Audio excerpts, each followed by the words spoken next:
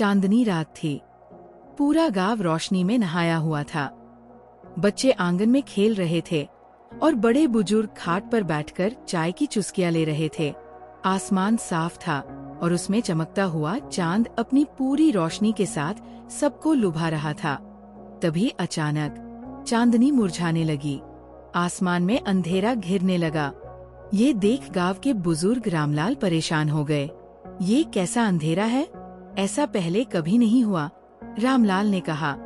बच्चे भी चौंक गए। दीपू, जो हमेशा उत्सुक रहता था, ने कहा, इसमें जरूर कोई रहस्य छिपा है, हमें इसका पता लगाना होगा। उसके दोस्त राधा, बिट्टू और सोनू ने हामी भरी।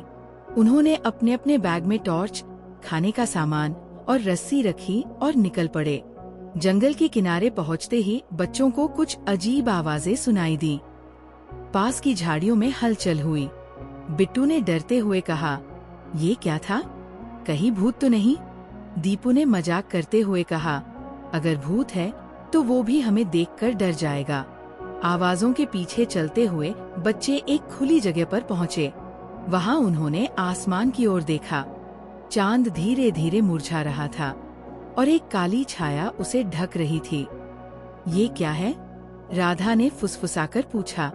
सोनू ने डरते हुए कहा, क्या ये वही खूनी भेड़िया है जिसके बारे में दादी ने बताया था? जैसे ही बच्चों ने ध्यान से देखा, उन्हें एक बड़ा और भयानक भेड़िया नजर आया।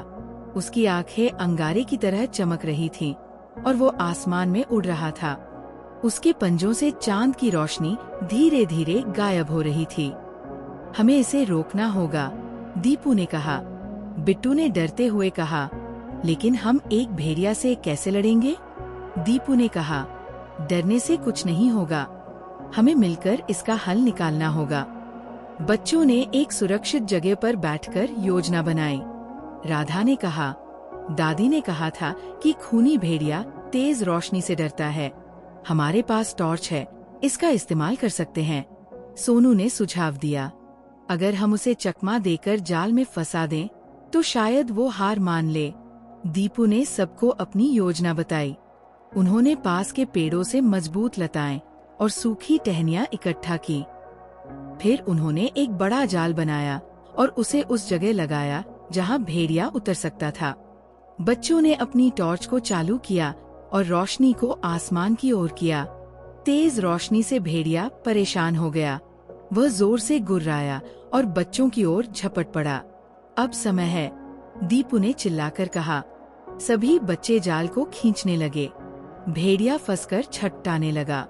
उसकी चीखें जंगल में गूंजने लगीं, लेकिन जाल इतना मजबूत था कि वो बाहर नहीं निकल सका। भेड़िए ने हार मान ली।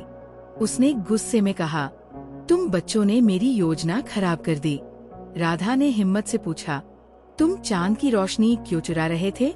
भेड़िया उदास होकर बोला, मुझे ऐसा करने के लिए मजबूर किया गया।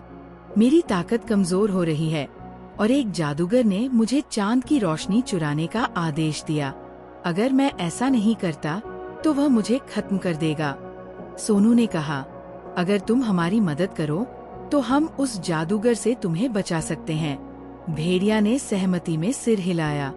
भेड़िए ने बच्चों को जादूगर की गुफा तक पहुंचने का रास्ता बताया।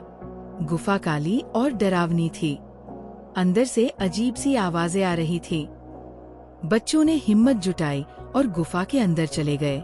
जादूगर ने उन्हें देखते ही हंसते हुए कहा, तुम बच्चे मुझे रोकने आए हो? ये तुम्हारे बस की बात नहीं। दीपू ने कहा, हम यहाँ डरने नहीं, तुम्हारी गलतियाँ सुधारने आए हैं। जादूगर ने अपनी जादुई छड़ी उठाई, लेकिन बच्चों ने अपनी टॉर्च से उसकी आंखों पर रोशनी डाली। जादूगर कमजोर पड़ने लगा। भेड़िए ने मौके का फायदा उठाया और जादूगर की छड़ी तोड़ दी। जादूगर के हारते ही उसका जादू खत्म हो गया। चांद ने अपनी खोई हुई रोशनी वापस पा ली। गुफा रोशनी से भर गई और जादूगर अंधेरे में गायब हो गया। भेड़िए ने बच्चों का धन्यवाद किया और कहा, तुमने न केवल चांद को बचाया बल्कि मुझे भी आजाद किया। अब मैं हमेशा तुम्हारा दोस्त रहूंगा। बच्चे खुश होकर गांव लौटे।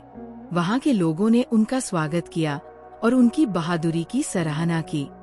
रामलाल ने कहा, ये बच्चे हमारे असली नायक हैं। इन्होंने साबित कर दिया कि एकता और साहस से बड़ी मुश्किल का सामना किया जा सकता है।